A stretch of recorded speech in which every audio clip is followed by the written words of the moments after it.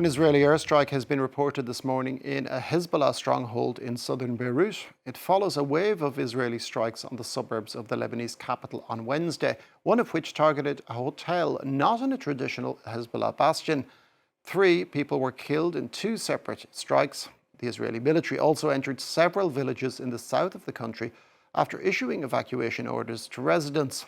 Lebanon has reported 72 deaths since Monday, and the bombings have forced tens of thousands to leave their homes.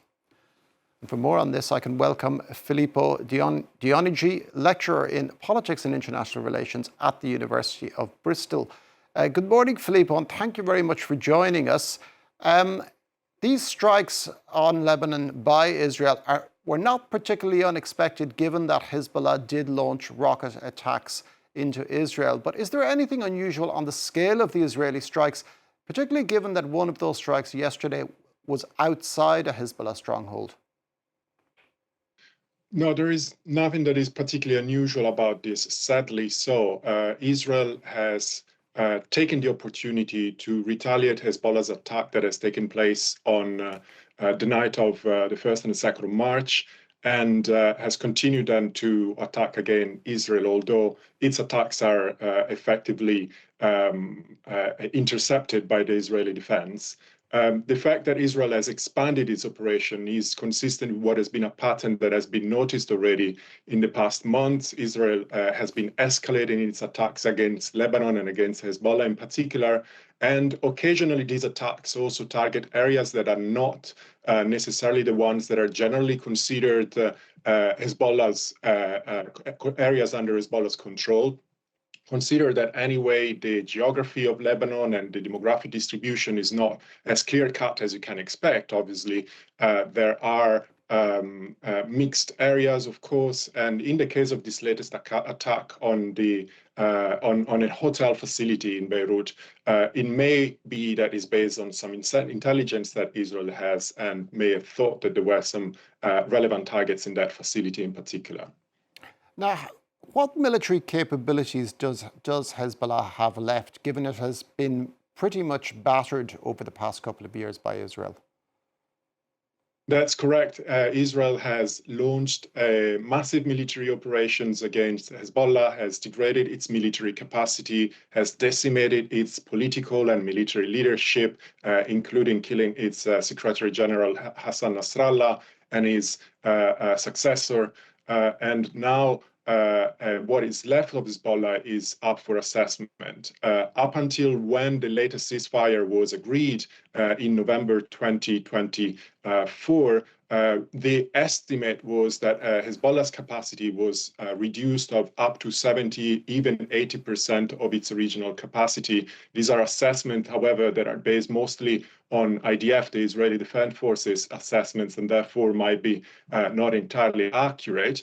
Then what we know is that there have been reports according to which Hezbollah has been capable of reconstruct and reconstitute part of its military capacity, especially focusing on drones capabilities, due to the fact that they may have learned about the military potential of this weapon from its dual-use capacity to be converted to military devices from the case of Ukraine, for example. But again, these are all estimates and they're rather obscure and difficult to corroborate.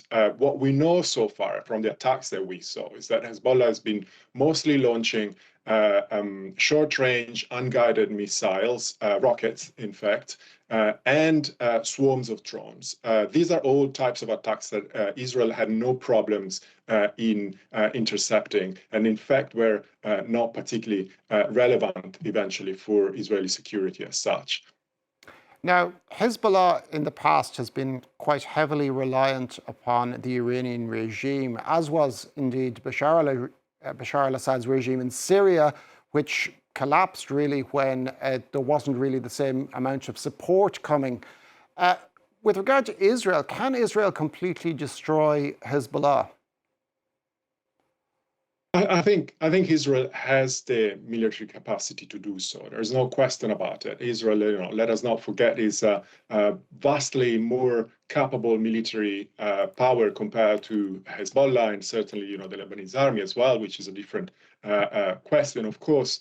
But the capacity to do so will obviously entail massive humanitarian repercussions for Lebanon. And already, as you were saying a minute ago, the enormous mass displacements that the Lebanese are experiencing, especially from the south towards the north, is impacting significantly the social and political balances of the country. And therefore, their capacity to operate militarily will have extremely high cost for the Lebanese people, unfortunately. Now, there are calls both internationally and within Lebanon as well for Hezbollah to be disarmed. Is there any possibility of the Lebanese government doing so? The Lebanese government, since the ceasefire of November 2024, there was an agreement at that point that the Lebanese government and international community would have collaborated for the disarmament of Hezbollah. And the process was going in that direction. There were problems, of course. Hezbollah was very reluctant in doing so. But after all, there were a step forwards. The Lebanese army is under-equipped and has certainly needs further support for that operation to take place. However, these latest, eruptions of violence between Israel and Hezbollah has clearly stopped that process. And what happened, interestingly, is that the Lebanese government has finally announced clearly that it has banned the weapons of Hezbollah and its military activity, declaring it, in fact, illegal as such, and therefore taking a further formal step forward towards the declaration of Hezbollah's military activities as illegal, and therefore going into the direction of its disarmament. Whether there will be an actual capacity to implement that ban is a difficult question. For the time being, the operations are far more connected with the war between Israel and Hezbollah, and the Lebanese army has a minor role in this process. And what we're seeing now, however, is in fact the possibility that Israel will launch a ground invasion of South Lebanon to establish what they would call a buffering zone in South Lebanon, and then possibly proceed with the elimination of any military capacity, at least in that part of Lebanon.